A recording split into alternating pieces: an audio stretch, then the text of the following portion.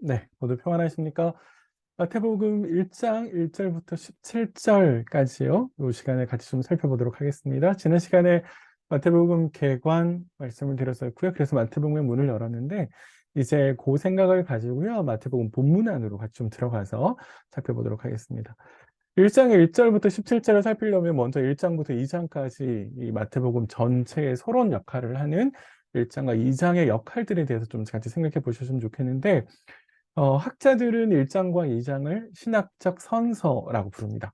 그러니까 단순하게 어떤 복음서의 서론 역할 하는 것에서 끝나지 않고 1장과 2장은 예수님께서 누구신가라고 하는 것을 명확하게 보여줍니다. 예수님 누구신가? 마태복음은 예수 그리스도, 예수를 메시아 혹은 그리스도라고 명확하게 우리에게 이야기하고 있고요. 그 이야기를 어떤 식으로 하고 있냐면 유대인들이, 독자들인 유대인들이 굉장히 익숙한 주제들, 예를 들어서 1장 1절부터 17절까지는 족보 이야기를 하고 있고요. 18절부터 25절까지는 출생에 대한 이야기를 하고 있습니다. 창세기에 보면 출생 이야기가 굉장히 많이 등장을 하잖아요. 출생 이야기는 유대인들에게 굉장히 익숙해요. 2장 1절부터 13절까지는 그들이 관심 있어 했던 메시아가 어디서 출생할 거냐라고 하는 그 예언의 성취를 통해서 이야기해 주고 있고요. 2장 14절부터 23절까지는 출애굽의 이야기를 가지고 옵니다. 이스라엘의 조상들이 출애굽했잖아요. 애굽에서 나와서 가나안 땅으로 들어갔는데 예수님도 역시 애굽으로 내려가셨다가 올라옵니다. 그 모형을 통해서 예수 그리스도께서 자신의 백성들을 구원하실 수 있는 분이다. 새 이스라엘을 만드시는 분이다. 라고 하는 것을 이야기해 줍니다. 자, 그러니까 1장과 2장은 유대인들에게 있어서 굉장히 친숙한 주제를 활용해서 예수 그리스도가 누구냐라고 하는 것을 이야기해 주는 역할을 하고 있다는 거죠. 그 첫 번째로 이제 오늘 우리가 같이 족보와 관련해서 이야기할 건데요.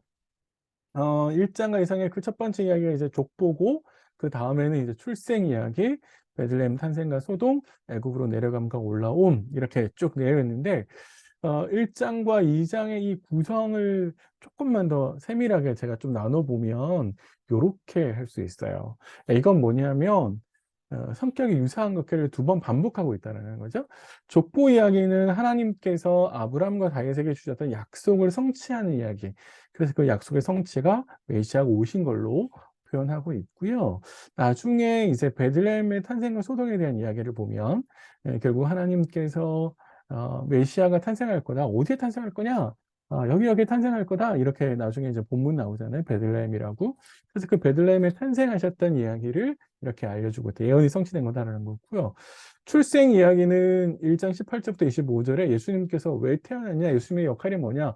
그건 자기 백성을 죄로부터 구원하시는 이야기인데 13절부터 2장 13절부터 끝절까지는 뭐냐면 이스라엘 백성들의 출애굽을 모형을 통해서 진짜 그 백성들을 구원하실 분이 누구냐? 바로 예수님이다. 이런 이야기를 하는 것처럼 보여요.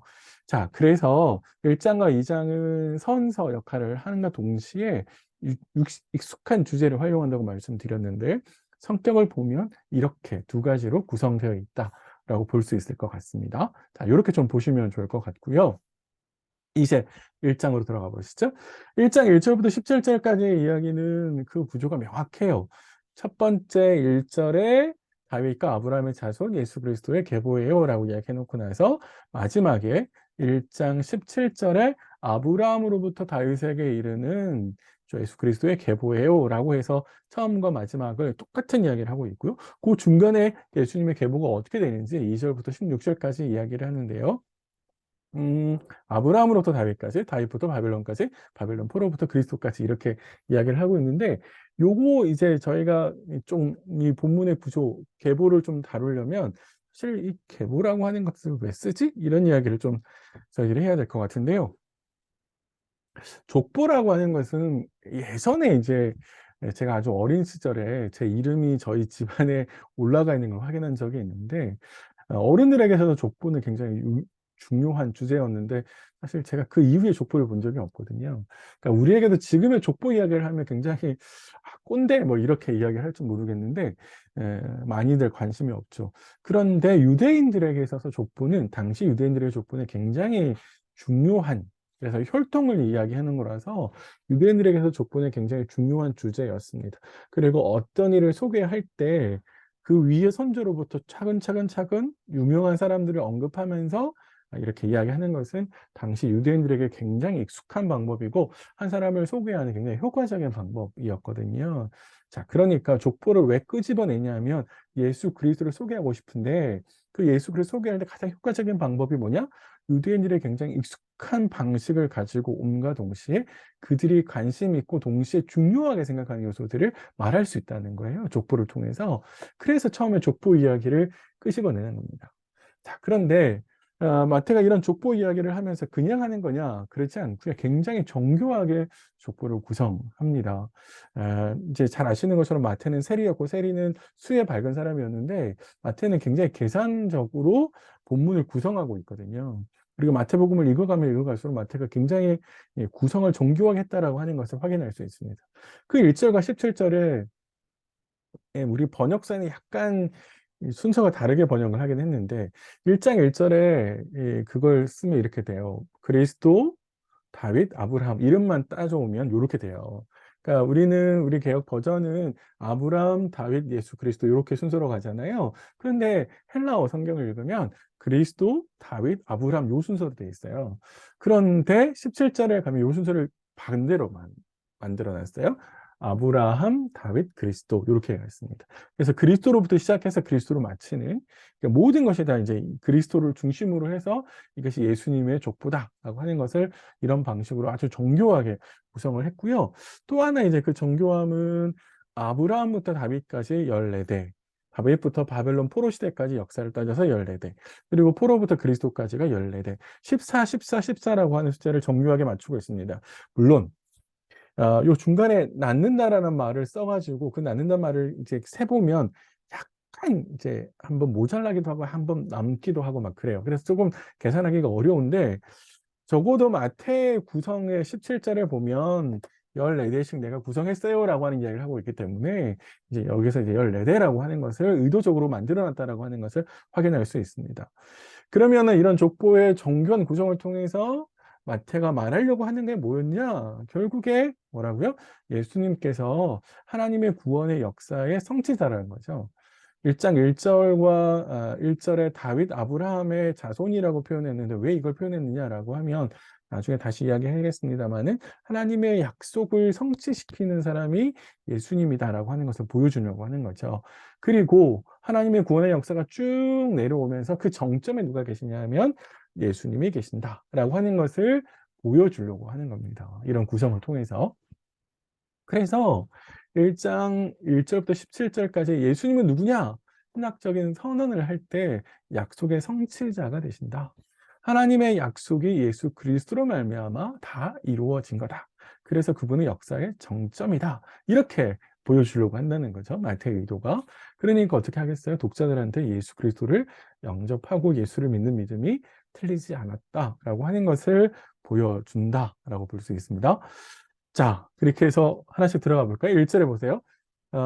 우리 성경은 아브라함과 다윗의 자손 예수 그리스도의 계보다 이렇게 적었는데요. 제가 직역을 하면 이렇게 됐어요. 계보의 책, 뭐 족보라고 번역해도 괜찮고요. 예수 그리스도, 다윗의 자손, 아브라함의 자손 이렇게 돼 있습니다.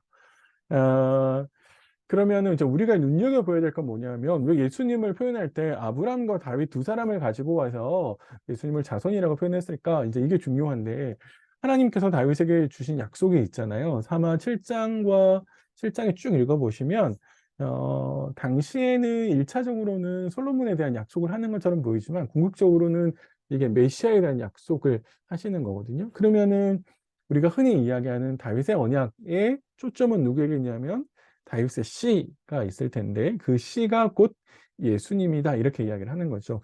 마태는 바로 그 하나님의 약속, 하나님께서 다윗에게 주셨던 그 약속을 예수 그리스도가 성취하신다. 그래서 하나님께서 예수를 통해서 다윗에게 주셨던 약속을 성취하셨다. 이런 이야기를 하고 싶은 거죠.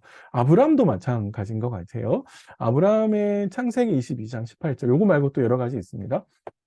음, 너를 통해서 천하 만국이 이제 복을 받을 거고 너 자손을 통해서 이렇게 됐구나 이렇게 창세기 22장 18절에 약속을 하셨는데 바로 그 약속이 어떻게 성취될 거냐라고 했을 때 하나님께서 아브라함에게 약속했던 그 복이 예수를 통해서 인류에게 실현된다라고 하는 겁니다. 그래서 아브라함의 자손이다, 다윗의 자손이다라고 하는 것은 하나님께서 주셨던 약속을 성취할 수 있는, 성취하시는 분이라는 내용으로 소개하고 있다라는 겁니다. 그래서 제가 이 1장 1절부터 17절의 타이틀을 예수는 누구신가? 약속의 성취자다. 이렇게 이제 이야기해 주고 있는 것이죠. 본론은 2절부터 16절까지인데요. 아주 자세하게 살피면 시간이 이제 저희가 없을 것 같고, 아주 간단하게 중요한 것만 좀 짚어 넘어가시면 첫 번째 시대는 아브라함부터 다윗까지 이야기를 하고 있어요. 그렇게 쭉 하고 있는데 재미있는 것은 재밌게도 여인들이 등장합니다.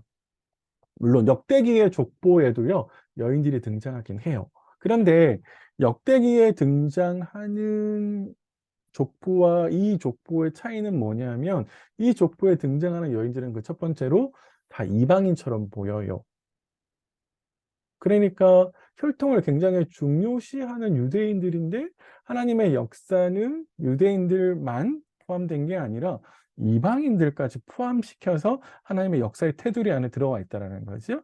두 번째는 이 여인들이 정상적인 관계 속에서 아이를 낳은 게 아니라고 하는 또 하나의 공통점이 있습니다. 물론 이제 자세하게 살피면 조금씩 차이가 나긴 하지만 아이의 아버지하고 비정상적인 관계에 있었던 게 굉장히 많이 있어요.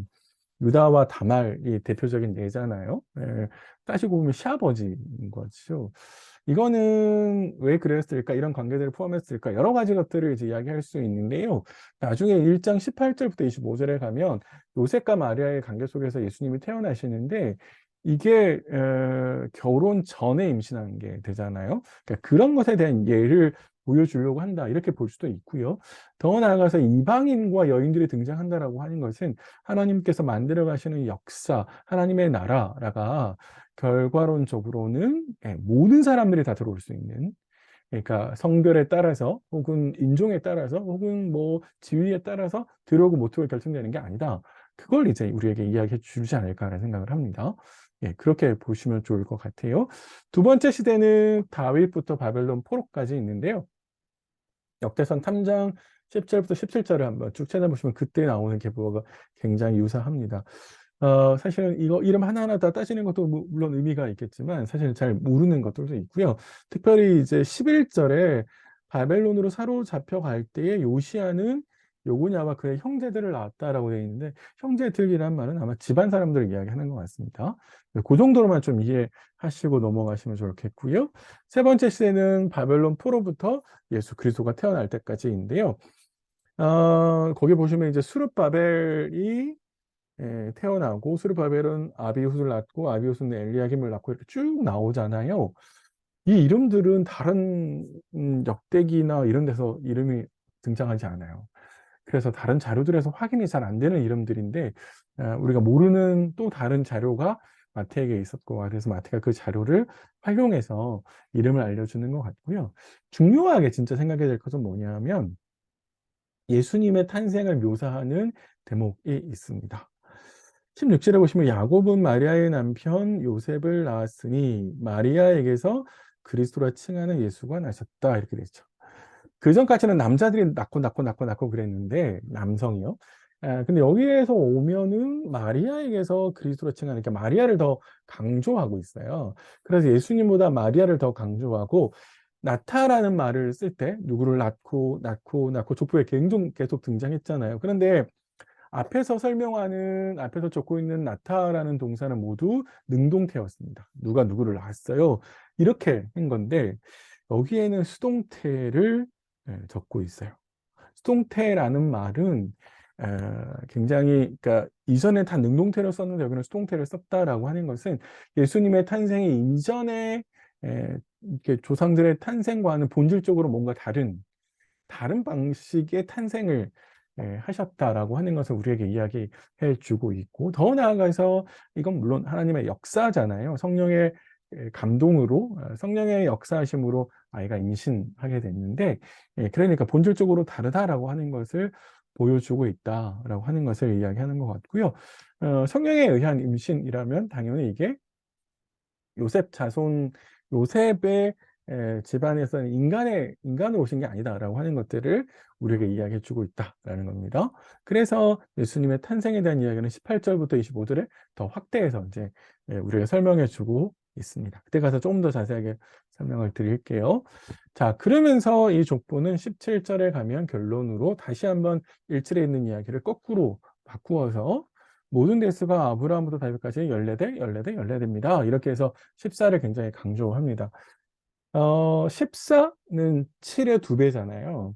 7은 이제 성경에서 7, 10, 12 이렇게 완전 숫자를 이야기해서 그 의미를 이제 중요하게 생각을 하는데 여기 14를 쓴 이유가 그래서 7을 굉장히 강조하면서 하나님의 역사가 완벽합니다. 완전하게 하나님의 역사를 이루셨습니다. 이런 의미로 이해할 수도 있고요.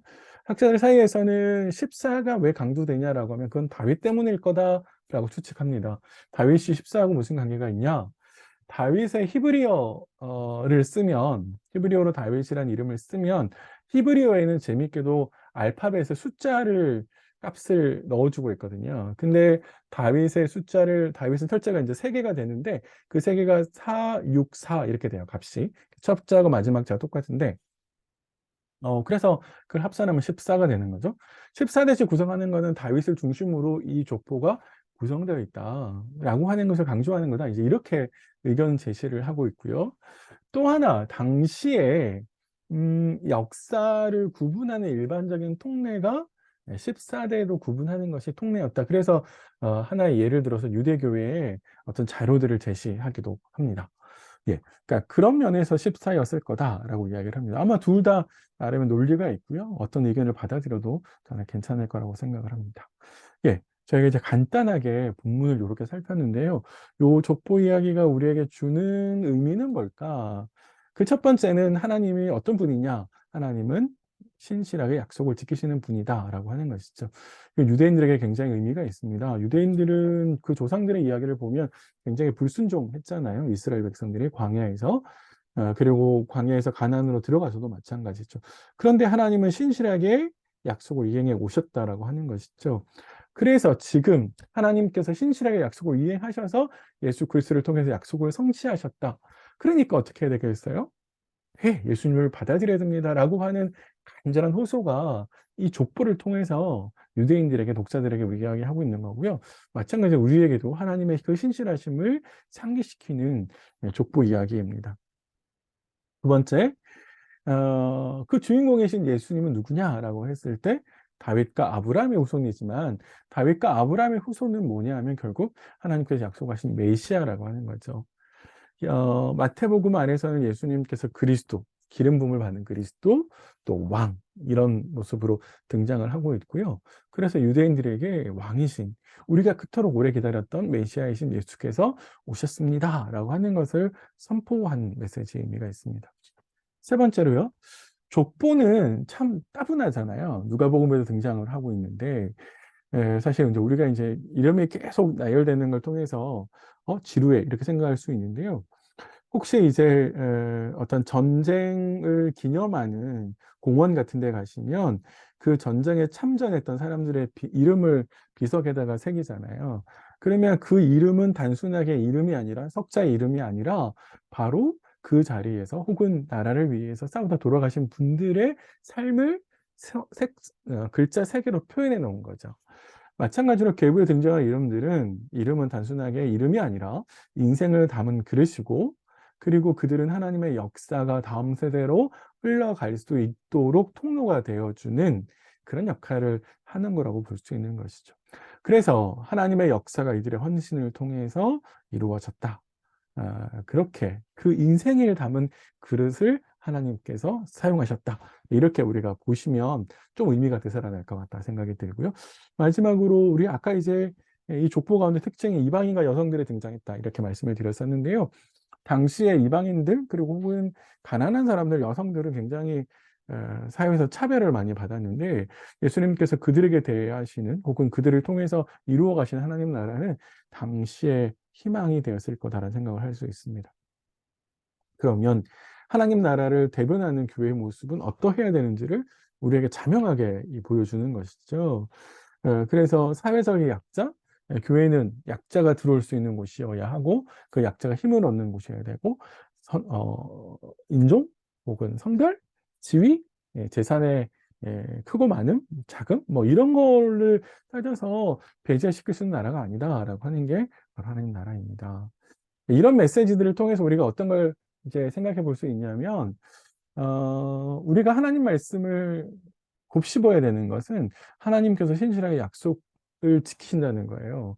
그러니까 매일 우리가 말씀을 읽고 가실 때, 매일 큐티를 하시거나 설교 말씀을 들을 때 그 말씀을 붙들어야 되는 이유가 뭐냐면 하나님께서 그 말씀대로 이루어 가신다는 걸 이 족보를 통해서 우리에게 보여주기 때문에 그렇습니다. 성경은 우리에게 하나님이 어떤 분이냐? 신실하신 분이시다라고 하는 것을 보여주는 거거든요. 그래서 우리가 하나님 말씀을 지키려고 애를 써야 되는 이유, 바로 여기에 있고, 내가 이제 힘을 잃어갈 때, 특별히 이제 요즘은 경제적으로 다들 너무 어렵다고 이야기를 하는데, 그 어렵고 힘든 시간들을 살아내야 되는 우리에게 하나님 말씀은 절대절명의 기준이어야 된다. 이렇게 좀 말씀을 드릴 수 있을 것 같아요. 그렇게 한번 묵상해 보시고, 마태가 우리에게 예수님을 어떻게 소개하고 있냐면, 아까 말씀드린 것처럼 왕과 그리스도라고 소개를 했는데, 왕이십니다라고 하는 마태의 이 선언, 혹은 메시아입니다라고 하는 이 선언이 내 삶에도 의미가 있어야죠. 예수가 왕이신 것이 내 삶에 어떤 의미예요? 예수가 왕이시라고 소개하는 것은 내가 그분의 말씀에 순종해야 된다라고 하는 것이죠. 이제 새해가 시작하면서 올 한 해는 여러 가지 뭐 계획들을 하셨을 텐데, 특별히 작년에 잘 지키지 못했던 말씀, 작년에 잘 하지 못했던 결단들, 이런 것들을 좀 하나님의 말씀에 순종하면서 더 많은 순종을 이뤄내는 그런 한 해가 되도록 같이 좀 노력하시면 어떨까 싶습니다. 그래서 내 삶에도 예수님이 왕이신가, 주인공이신가 한번 생각해 보라고 제가 말씀을 드리고요. 내 삶은 하나님의 역사가 이루어지는 통로라고 합니다. 아까 이제 계보가 단순하게 그냥 이름 적은 게 아니라 하나님의 역사의 통로이고 인생을 담은 그릇이다라고 말씀을 드렸었는데요. 내 삶을 통해서 하나님의 어떤 역사가 이루어지고 있을까? 나는 내 삶은 내가 얼만큼 하나님의 역사의 통로가 되고 있을까? 너무 하루하루 내 삶에 너무 바빠서 하나님의 역사, 하나님의 뜻을 너무 조금 외면한 건 아닐까? 네, 그런 차원에 있어서 하나님 나를 통해서 하려고 하시는 일은 뭘까? 너무 거창하게 생각하지 마시고 우리 가정에서 혹은 내가 섬기고 있는 공동체에서 조그마한 부서에서부터 한번 시작해 보시면 좋을 것 같아요. 그래서 아이를 가르치는 교사라면 아이들에게 선한 영향력을 미칠 수 있도록 또 직장에서도 내가 선한 모습을 통해서 직장 사람들에게 하나님을 믿는 백성들은 다르다라고 하는 그런 하나님을 보여주는 통로. 네, 그렇게 좀 해보시면 어떨까라는 생각이 들고요. 마지막으로 하나님 나라의 모습을 보여주어야 되는 교회의 모습은 어떤 거야 될까? 우리 공동체 안에서는 학력, 뭐 학벌, 출신 학교, 지역, 뭐 이런 것들로 선이 그어지고 있지 않나. 나는 내가 좀 편한 사람들하고만 지내려고 하는 선을 긋고 세워지는 벽이 있지 않나. 그런 차원에서 한번 좀 생각해 보시면 좋겠다 싶어서요.